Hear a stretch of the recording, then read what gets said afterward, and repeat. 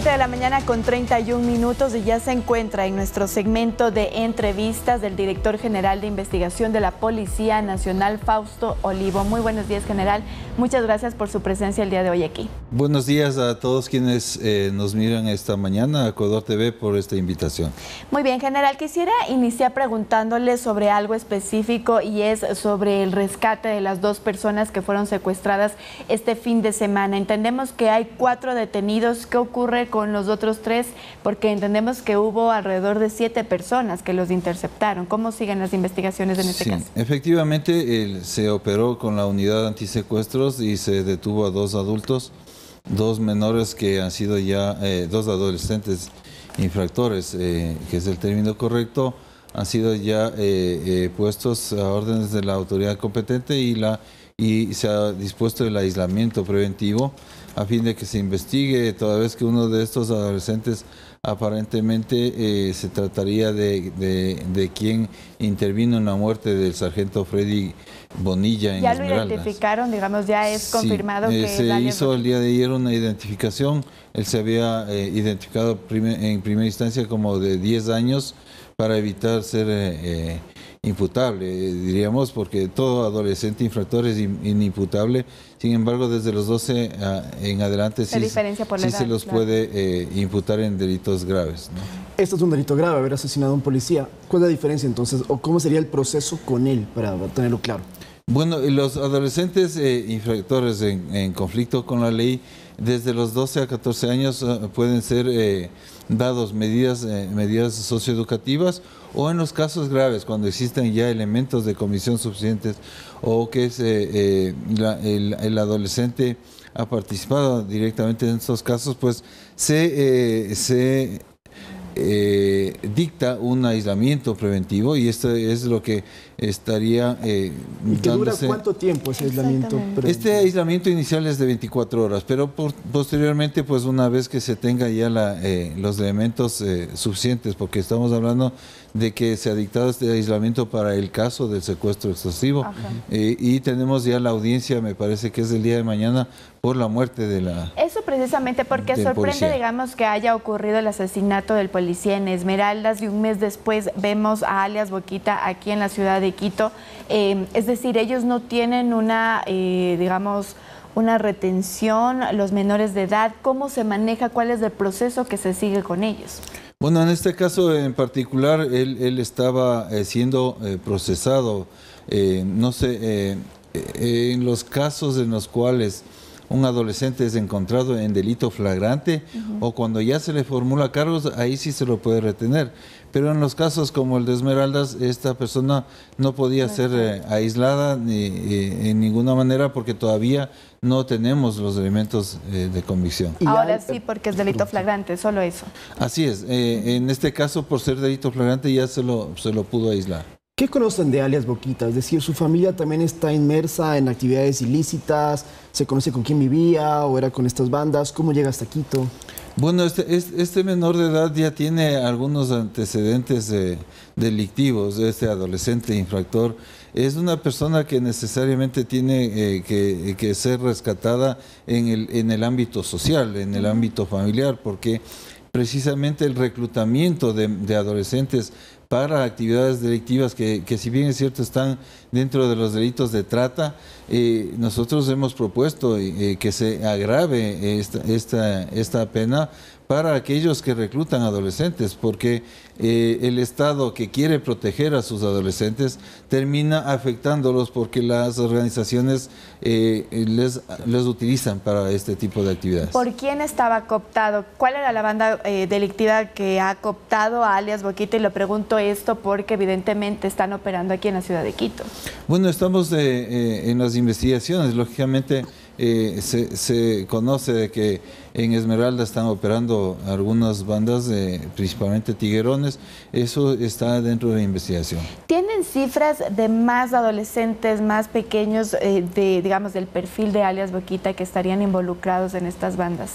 Bueno, hay menores diríamos en este caso niñas de 10 años involucrados en delitos menores, en robo principalmente. Y hubo un caso en el cual salió en un video cómo este pequeño, con desconocimiento total de esta actividad que rompe toda estructura del tejido social y que te afecta espiritualmente hablando, esa forma violenta como un adolescente, un menor, un niño puede actuar.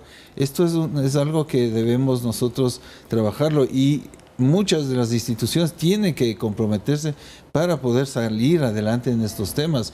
No solamente es un tema policial ni judicial, es un tema absolutamente de prevención social, de legislación, porque la legislación lógicamente se está hablando de una posible imputación a menores a adolescentes de 16 años con las mismas condiciones o condiciones diferenciadas, y que pero que se puedan están armados. imputar. En el caso de Boquita, por ejemplo, ¿lo encontraron con alguna pistola?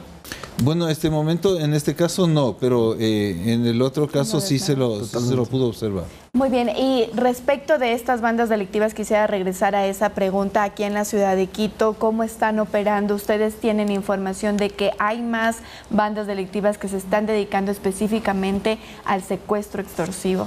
Bueno, esta banda estaba operando precisamente en esta ruta.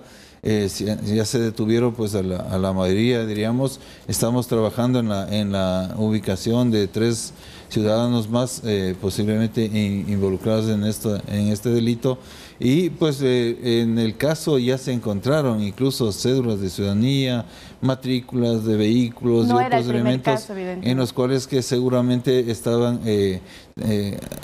realizando este tipo de actividades. Claro, mi pregunta ahí entonces general es, ¿qué tan difícil es capturarlas? Porque nosotros tenemos conocimiento de que sábados, viernes, desde hace varias semanas, es el mismo modus operandi. O sea, cogen de la misma manera a la gente que va por la Ruta Viva.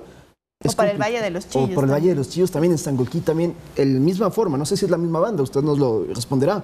Pero ¿qué tan difícil sería entonces capturar a personas que todas las semanas, rutinariamente, están robando los autos? Así es, nosotros estamos trabajando en esto con el eje preventivo. Ayer tuvimos una reunión con la señora fiscal general para ajustar algunos aspectos de los últimos desfases que han existido. Importante que se conozcan en los detenidos que nosotros venimos trabajando, se han trabajado de manera profesional. De ninguna manera los partes policiales han sido mal hechos, como nos habían indicado. Estamos hablando, para que conozcan, esta extorsión estaba poniendo en serio riesgo la vida de una persona a quien dispararon ya en su casa, se metieron a la casa y le pusieron... Esta es la detención de los 12 en el fin de semana. Ingresaron a su casa, le amenazaron, le pusieron un ultimátum para que entregue un dinero, y por tanto la policía actuó en flagrancia, deteniendo a 2 personas a las 5 de la tarde, y en una cadena de eventos que se utilizan de acuerdo a los indicios que se van encontrando, se detuvo al último a las 2 de la mañana. Es decir, lógicamente que son 7 horas de diferencia, y eso hizo que los partes lógicamente no se presenten con la debida anticipación. Sin embargo, la Fiscalía conocía del hecho desde las 5 de la tarde. Veníamos trabajando con Fiscalía porque se hicieron allanamientos. Esto es importante que se conozca, y estamos hablando de la mejor unidad de investigación de la policía. No pueden equivocarse en los partes, sino que más bien fue este tema de que en este transcurso hay que hacer varias pericias, una verificación médica de los detenidos, pericias de reconocimiento de evidencias y un sinnúmero de temas que tienen que entrar a la audiencia de flagrancia, y por tanto hemos hablado con la señora fiscal general para ajustar estos temas y posiblemente separar estos 2 casos que hubieran sido lo adecuado. Ayer conversábamos que la prisión preventiva es la última instancia que puede, digamos, usar Fiscalía y luego el juez para dictarla. ¿Ustedes tal vez están pensando que en estos casos de extorsión la prisión preventiva sea, digamos, tal vez una medida excepcional? Porque claro, yo denuncio y de repente salen libres. Qué miedo que vengan a vengarse de mí. El problema se da, si bien es cierto, las acciones que hace la UNACE generan más del 80% de sentencias. Eso es importante anotarlo. Sin embargo, hay aberraciones, hay temas que hay que mencionarlos. En agosto del 2022 se detiene a alias Chagla. En junio del 2022 a alias Kanda por secuestro. Estas personas salen con medidas sustitutivas y en febrero estas dos personas vuelven a cometer un secuestro. Es decir, que si es que se dan las medidas sustitutivas a este tipo de personas, lo más probable es de que vuelvan a delinquir. Claro. El día de ayer tuvimos la detención de una persona, José Calle, que tiene 27 años. Tiene en el 2016 detención de secuestro. El mismo año, 2016, detención por robo. Quiere decir que en el mismo año no tuvo ningún tipo de sentencia. El 2021 le detienen por tenencia de arma de fuego. Y el 2022 se le vuelve a detener por sicariato. Es decir, que en años subsiguientes el problema no es solamente la prisión preventiva que se le da inicialmente. Es un tema judicial, ahí sí, la raíz del problema es... Es un problema complejo, porque nosotros estamos hablando de que en el año 2022 hemos detenido a 79,000 personas como Policía Nacional. 79,000 personas. Pero la población carcelaria no supera los 38, 39,000 personas. Es decir, que si el 50% de las detenciones hubieran llegado a sentencia, pues ya estaríamos en una ¿De sicariato también tiene cifras, general? ¿Cuántos casos de sicariato hubo en 2022 y cuántos llevamos hasta este Bueno, hasta el momento tenemos 1.200 eventos de muertes violentas en este año, en los cuales pues... tenemos casos, no todos de sicariato, están entre homicidios no intencionales, homicidios asesinatos, perdón, y sicariatos. Los sicariatos tenemos en nuestras estadísticas una proporción mucho menor porque hay que probar que el pago, no es sencillo aprobar este tipo de delito. Muy bien, por una cuestión del tiempo solo voy a finalizar en el tema de seguridad específicamente con esta pregunta, y es cómo siguen los operativos con el estado de excepción que actualmente está rigiendo en la provincia de Esmeraldas, y piensan tal vez solicitar estado de excepción para otras provincias. Así es, nosotros tenemos varios ejes de acción. Uno de ellos es el pedido de reformas, que es importantísimo trabajarlo con la Asamblea, porque estamos hablando de crimen organizado con una norma para delincuencia común. Se está pidiendo la no notificación, claro, la extinción de dominio en mejores condiciones. ¿Se está pensando tal vez en otro estado de excepción para Guayas, para otras provincias? Posiblemente se decreten estados de excepción puntuales en ciertas zonas en las cuales nos permita trabajar con mejor efectividad. Muy bien, por honor al tiempo, general, ayer escapó la exministra María de los Ángeles Duarte de la Embajada Argentina en el Ecuador, en Quito, en una zona muy concurrida del norte de Quito. ¿No había custodia policial? ¿Qué se sabe de este caso, general? Bueno, el día de ayer la Embajada ha informado oficialmente por intermedio de la Cancillería diríamos, esta realidad de que la persona ya no está en la embajada. Se están realizando todas las investigaciones del caso a fin de determinar la hora y la fecha posiblemente de salida y el mecanismo con el cual pudo haber Insisto en la pregunta de mi compañero, ¿había custodia policial afuera de la embajada de Argentina? Sí, efectivamente había asignado servicio policial ahí. Sin embargo, las investigaciones nos determinarán en qué condiciones salió, porque estamos hablando de una sede diplomática. Pero para entender entonces, caminando no habría podido salir una persona sin que los policías de afuera se dieran cuenta. Por supuesto que tenía servicio. ¿Se podría pensar entonces que habría salido en un carro diplomático? Eso es lo que precisamente tenemos que descartarlo.